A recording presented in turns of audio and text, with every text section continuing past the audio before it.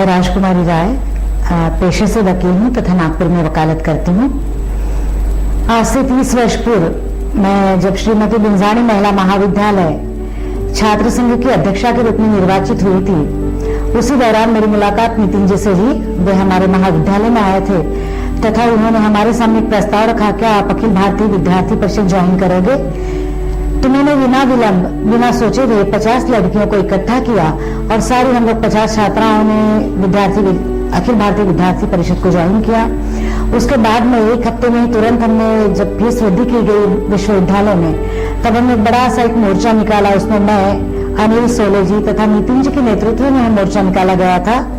विद्यार्थियों की भावनाएं व्यक्त करने वाले हमने भाषण किए। उसके बाद में अखिल भारतीय विद्यार्थी परिषद की संगम चाल में जो 2 कमरे का ऑफिस था, गोबर से लिपा हुआ था, वहां हम झाड़ू लगाकर तथा गोबर से लिपकर चर्चाएं करते थे कि आगे क्या करना चाहिए। हम लोगों ने बहुत सारे मोर्चे निकाले, बहुत सारे वहां पर विचार किए, योजनाएं बनाई। जब योजनाओं पर हमारी बात चलती थी, उस जमाने में जब महाविद्यालय के विद्यार्थी फिल्में देखने जाया करते थे, मैं, नितिन जी, उनके सहकारी तथा हमारी 5-6 बहनें जो एक्टिव थी, हम लोग योजनाओं पर, विचार परिवर्तन पर हम लोग जब संभाषण किया करते थे, तब मुझे अभी भी याद है नितिन जी एक चीनी कहावत बतलाया करते थे, अगर आपको योजना 1 वर्ष की बनानी है तो आप अनाज के बीज बोइए, 10 वर्ष की योजना बनानी है तो वृक्ष के बीज बोइए, और अगर आपको सैकड़ों सालों के लिए योजना बनानी है तो मनुष्य निर्माण के बीज बोइए। और ये मैंने उनका आंखों में, उनकी जबान में जो एक सच्चाई देखी, एक निर्मिति देखी, एक विचार देखा।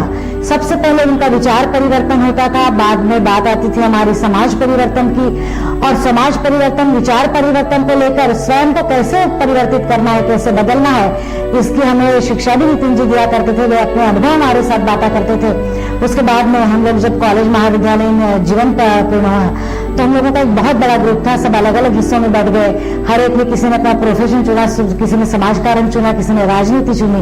और नितिन जी को जैसे कि हमने पाया है, जैसे देखा है, एक बहुत बड़ी पार्टी के राष्ट्रीय अध्यक्ष के रूप में उनका कार्य हो या चाहे एक मंत्री के रूप में उनका कार्य हो, हर जगह स्वीकारा गया है, सराहा गया है। आज मुझे दुख इस बात का है कि कश्मीर से लेकर कन्याकुमारी तक सब हम यह बात करते हैं, दावे करते हैं कि गरीबी हटाओ, गरीबी हटाओ, लेकिन जिस ढंग से गरीबी हटाने की बात की जा रही है वह उचित नहीं है। और मुझे ऐसा लगता है कि नितिन जी सत्ता में आने के बाद जो कार्य करेंगे वो निश्चित ही सराहनीय होगा और हमारे देश के लिए उसमें हमारे देश की उन्नति होगी।